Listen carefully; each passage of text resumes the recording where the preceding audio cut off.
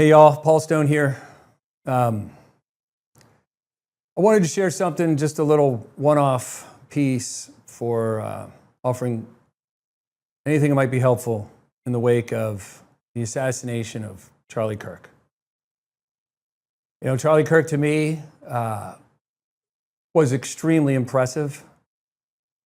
He embodied what's in so many of us, wanting to represent good and wanting to go out there and do it. And that's where a lot of us fall short. We aren't so willing to just take the initiative at 18 years old and start giving voice to a group of our population, our society, our humanity, young folks that I don't know if they have organized behind a leader like that. And of course, yes, he's representing his ideals, which seem to represent half of what the country's into, and the other half is against. Even though most of them, if not all of them, were universal. Just because we reject something doesn't mean it actually is wrong. We could be wrong. And I want to read something to you. It's the banner that hangs on the wall in my studio. It's from Kent Keith, and I wish I had it memorized. I have most of it memorized. It's called the Paradoxical Commandments. I offer this that there's nothing I could say that would help the sorrow, relieve the sorrow and the sadness and the broken hearts and the anger for everyone who knew and loved and followed Charlie Kirk. But maybe you'll find this useful. People are illogical, unreasonable, and self-centered. Love them anyway.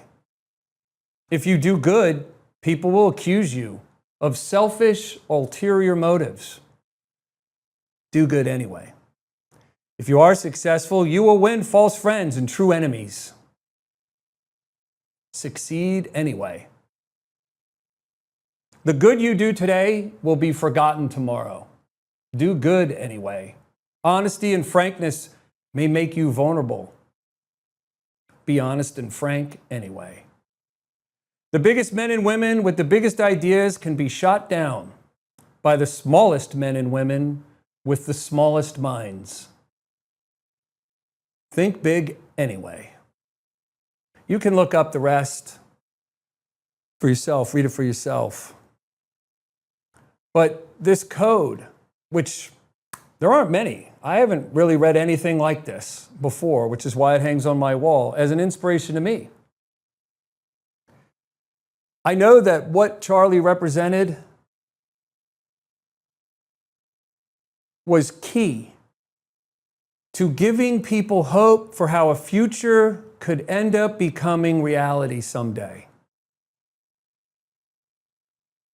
And as I've said before, and all of you will honor the loss and the memory and the example he set, just like other extremely special humans, prophets even, that we honor and cherish and remember forever. He certainly was a leader that seemed disinterested in processing what he did during the day for his own benefit. He was genuinely interested in yours. And now, as any great life like that, whether he passed on at old age, we would still want what he had to say, the example that he had to set, to never cease walking the planet amongst us. We would want that to continue on forever. And that now is where all of us, all of you, especially in your youth, to carry that torch, and not just in memory, and not just in talking amongst friends and family, and not just for the next few weeks, but forever, and carrying that torch in action. Attraction is the power. It is the power. You were attracted to what he offered, to the risks he took, to the leadership he embodied, the bravery that he applied to come forward and start these groups and tour around the country and literally sit and debate opposing ideas that came against him many times with viciousness. And of course, we're human. Once in a while, he returned that fervor with fervor in his responses. When we look for how someone is perfect, that search goes on forever. And when we demand perfection, all we do is destroy the good. We destroy the great. When we demand perfection, we're thinking small. Because in the seeds of disadvantage and failure and letdowns and unmet expectations and broken hearts is literally the void that is created where growth can occur, where conquering more can happen, where winning, the lessons for how it happens, are taught. I can't offer any message that isn't already being offered by the closest people to Charlie that would cause you to ease in your suffering. I actually think that feeling that suffering is genuine, and the depth that you do feel it is telling you how aligned you were with those truths that Charlie went around the country talking about and illuminating on. And so then, therefore, that is a confirmation that you are needing to now go apply what he professed was the code to living a life of principles. To not shying away for your beliefs, even if they're different than Charlie's, in your Creator. That the source of everything does matter. And that is what made Charlie Kirk so exceptional. Because not only did he know that what he believed in was just and in alignment, especially when he talked about his viewpoint on abortion. Life-destroying life could never, we can argue whether you get to or not until the end of time. But when we just look outside of our window, where does life arbitrarily just end life? Because it would be inconvenient or a burden or something, anything in the negative category. Everything eats something, right? Plants eat carbon dioxide and bugs eat plants. So we have to understand that there are and always will be a process, right? The circle of life within us, outside of us. My heart breaks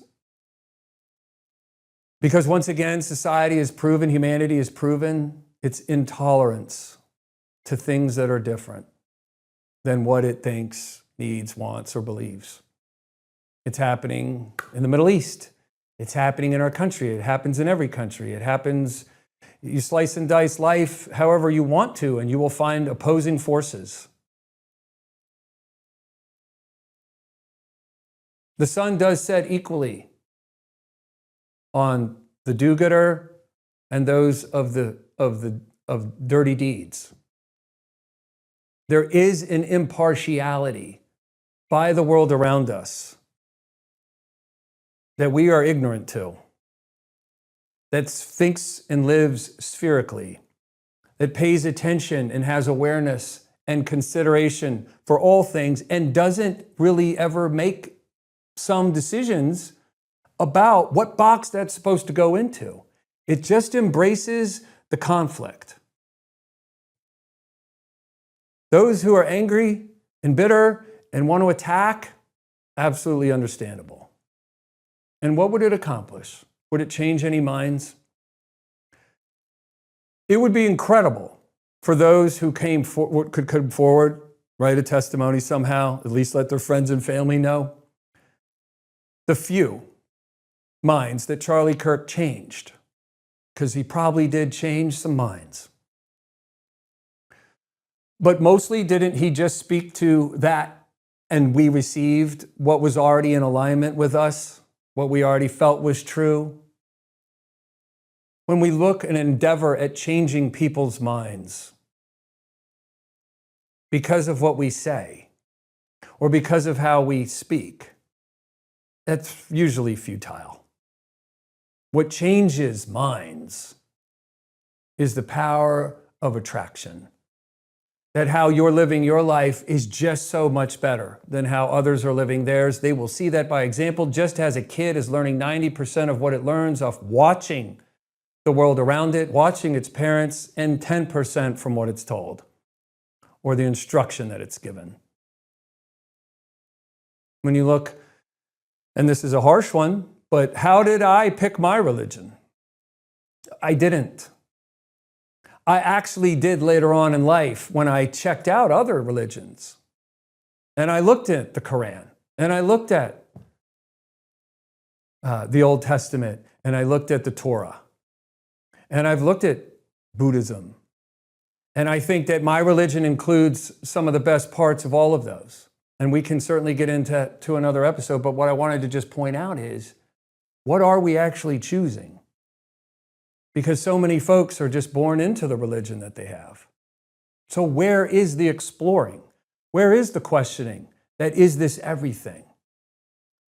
The beauty, though, there is a beauty, a clear-cut beauty, in the Judeo-Christian world that does say some things about love your neighbor as yourself. And without making this a competition, and it just can't be. You can certainly decide if that's what you want to make it from what I'm saying. But when we look at finding north, when we're looking for direction, true north, you can't argue with what that's saying. If you want to go south, you're choosing to, but you aren't going north. So if we aren't headed in a direction of our choosing, then where are we headed? Where is the country headed? We're just whipsawing around from this thought and this action and this strategy and that one, and this pandemic and this government and these decisions and those outcomes. God bless Charlie Kirk, his family, his kids, his parents, everyone who loved him, everyone who followed him, the lives he touched. I, myself, am going to look at how I can take some Charlie Kirk into my life and how I could show and honor Charlie Kirk through my new actions, through the course changes that I would make based off of what he said, his courage and how he said it, how he came to the forefront of the media world and the political world and the scholastic educational world and spoke truths that mattered to him, that he believed were right and just. Just in that action of having that courage, I hope I can find more of that for me. My God, if I'm sounding lecturing, I apologize. With all the humility in my heart, I simply wanted to speak to the way that we keep Charlie Kirk's memory and his example alive is through how we change. Because of what he talked about, what he revealed to us, what he set exclamation points at the end of. And now, because he's no longer here in the way that we're used to him being here.